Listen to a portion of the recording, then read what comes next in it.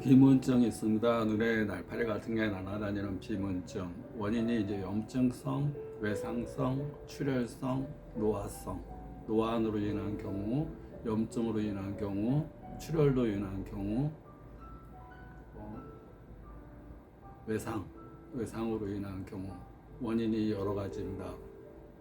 일반적인 경우는 노안으로 인한 경우가 제일 많고, 그 다음에 눈 타박, 추락, 교통사고로 인한 외상으로 인해서 망막이 찢어지거나 구멍 나거나 박리가 될 수도 있습니다. 또 백내장도 될 수 있고 녹내장도 될 수 있습니다. 또 비문증도 생길 수 있습니다. 또 노화로 인해서도 올 수가 있고 또 스트레스로 인해서 올 수도 있습니다. 스트레스는 육체적 스트레스, 과로를 많이 하거나 정신적 스트레스, 정신적인 것을 많이 지나치게 감정적인 스트레스를 많이 받거나 또 음식물로 인한 스트레스, 약물로 인한 스트레스, 또 외상, 타박, 추락, 교통사고로 인한 외상성 스트레스, 또 환경적으로 인한 스트레스, 기타 여러 가지 원인으로 인해서 지나친 자극이 내 눈에 가해지는 겁니다. 그런 걸로 인해서 비문증이 될 수가 있습니다. 근데 감정적 스트레스로 인해서 눈에 변화가 많이 옵니다. 비문증이 많이 발생되게 되는데, 감정적 스트레스, 우리가 몸이라는 것은 60조의 세포로 이루어져 있고, 세포를 쪼개면 원자, 전자, 더 쪼개면 밀입자, 더 쪼개면 소밀입자, 퀀텀이라는 걸로 이루어져 있습니다. 입자이면서 에너지를 띠고 있는 상태. 사람 몸과 마찬가지입니다. 입자, 몸이면서 에너지, 마음과 정신을 가지고 있는 상태. 우주의 모든 것 다 마찬가지입니다. 형체가 있으면 에너지가 있습니다. 물질이 있으면 에너지가 있습니다. 그래서 에너지가 있기 때문에 사람은 소우주, 꽃이나 식물 다 우주입니다. 또 대자연은 대우주. 또 사람을 쪼개서 아주 밀입자, 퀀텀이라는 아주 소밀입자도 더 미세한 우주입니다. 조그만 입자인데 그 에너지 속에 그 입자가 에너지를 간직하고 있습니다. 사람 몸이 마음을 간직하고 있는 거랑 마찬가지입니다. 우리가 마인드라는 표현을 씁니다. 마인드는 마음의 총체입니다.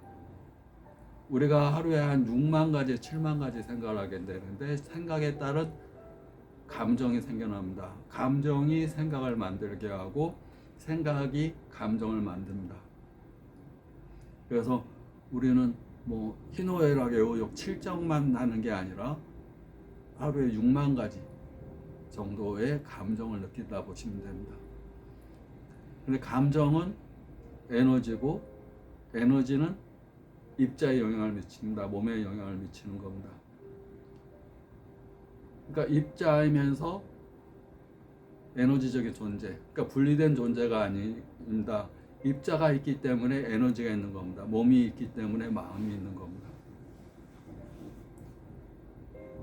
에너지가 있는 겁니다. 그래서 에너지가 부족하거나 에너지가 맥히거나 그러면 형체적인 변화가 오게 되고, 혈액순환이 안 되고 혈액이 엉기게 되고 혈액 내에 노폐물이 많아지고, 그런 노폐물이 순환이 안 되면서 찌꺼기가 쌓여서 눈 중풍이나 또 당뇨로 인한 망막병증, 또 눈의 포도막염이나 염증성 질환, 또 비문증, 눈에 유리체모가 떠다니는 증상이 보이게 됩니다.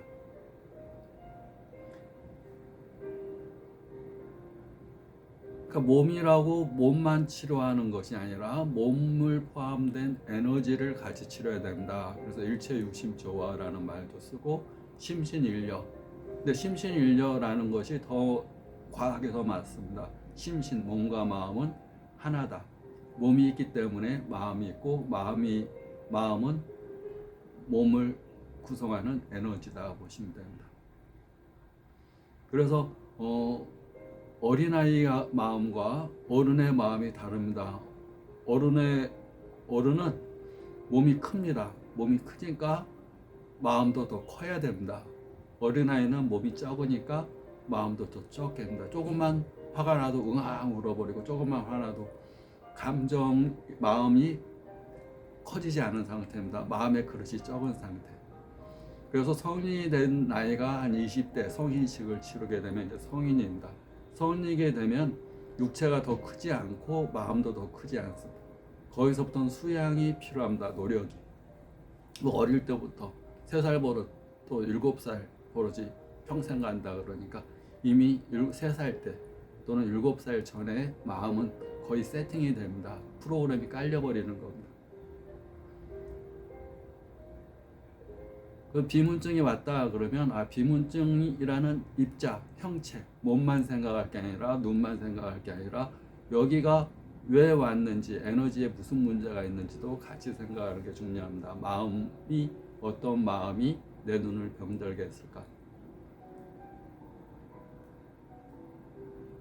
그래서 몸을 치료하는 약과 침치료와 함께 에너지를 치료하는 마음, 감정, 생각, 보이지 않는 에너지에 대해서 생각을 하고 자기가 부정적인 얘기를 자꾸 하고 자기도 모르지만 그 말투가 사람을 쫓는 말투를 하는 겁니다. 그러면 그 사람한테 누가 오겠습니까? 사람을 쫓는 말투, 손님을 쫓는 말투를 막 하고 그러면 본인이 그 잘못을 알면 다음에 안 할 텐데 그 잘못을 모르니까 반복하게 합니다. 그래서 우리가 감정의 연금술사, 생각의 연금술사, 우리가 노력을 안 하면 왜 몸은 부정적인 것만 반복하는지 모르겠습니다. 노력을 해서 부정적인 생각이 자꾸 드는 것을 긍정적으로 바꾸고, 자꾸 우울하고 짜증나고 답답하고 즐겁지 않은 것을 즐거운 감정으로 바꾸는 것, 생각과 감정의 연금술사가 돼야 됩니다. 연금술사는 바꾸는 겁니다. 내가 부정적인 감정인데 긍정적인 감정으로 바꾸고, 즐겁지 않은 감정인데 즐거운 감정으로 바꾸고, 연금술사가 돼야 됩니다.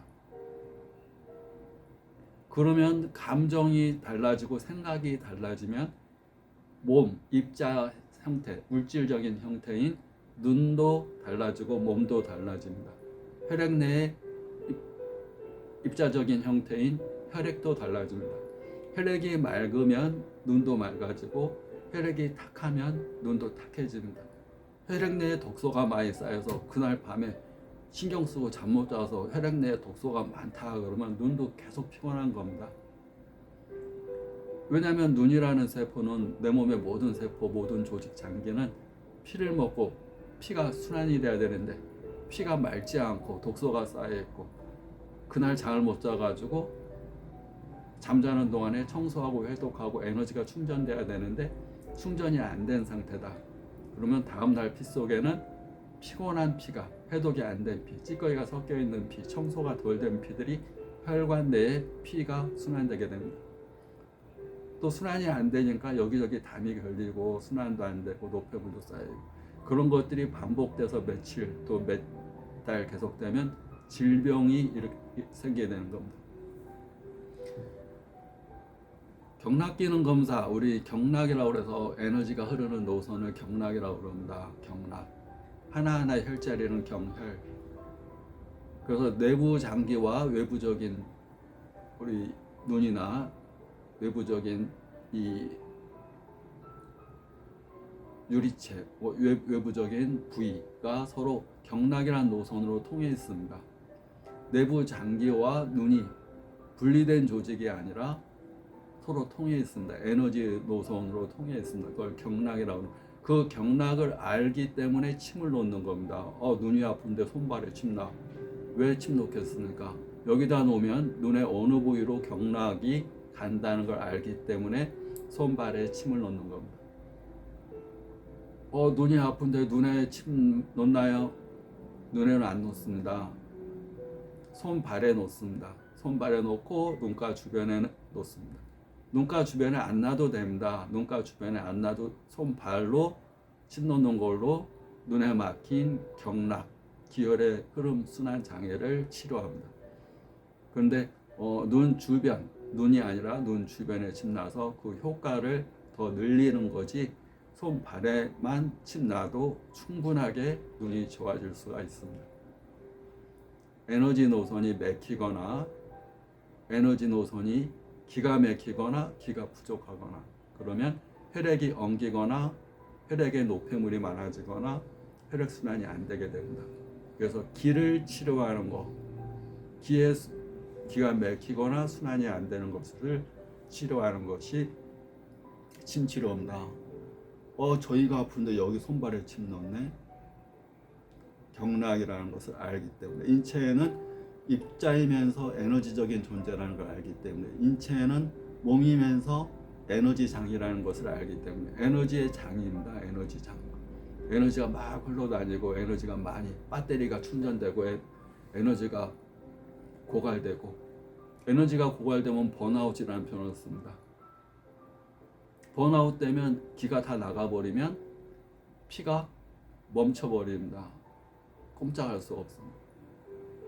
또 피가 많이 있어도 에너지가 부족하면 그냥 쓰러집니다. 확 막혀버리면 사람이 갑자기 히스테릭 발작이 일어나가지고 멀쩡한데 와 막 화나 죽겠어 히스테릭 발작하면 쓰러져 버립니다. 그 사람이 왜 쓰러졌는가 하면 기가 막혀버려서 기가 막히면 쓰러집니다. 그때 어떻게 하냐면 기가 막혔을 때 손발을 따주거나 인중에서 피를 내거나 손끝을 따거나 피를 냅니다. 에너지가 막혔는데 피가 돌게끔 피를 냅니다. 그래서 비문증이 단순히 눈만 보고 치료하는 게 아니라 에너지, 우리가 보이지 않는 마음과 정신을 같이 보고 치료하는 게 좋고 또 마음과 정신은 의사가 치료할 수 있는 영역이 아닙니다. 셀프 케어, 자기 관리가 해야 됩니다. 하는 법을 설명을 드리고 4대 요구호흡법이라든가 수기공법이라든가 또 명상법이라든가 이런 것을 설명하고 이렇게 하세요라고 할 수도 있지만 실제로 행하는 사람은 환자 본인이어야 됩니다. 그런데 우리는 거의 안 합니다. 설명을 듣고 집에서 잘 안 하고 해도 엉뚱하게 합니다. 그래서 배우고 익히고 반복하고 자기 내면화, 습관화 시키는 것이 필요합니다. 그 기간이 21일, 최소 21일, 길게는 90일 반복해야 돼요. 내면화 시키는 과정을 거친다 보시면 됩니다.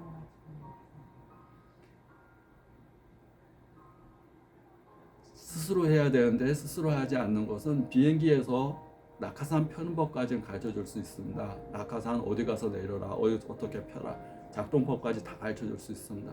그렇지만 피는 것은 본인이 돼야 됩니다. 만약에 배웠는데 낙하산을 안 피면 비행기에서 떨어져서 큰일 당합니다.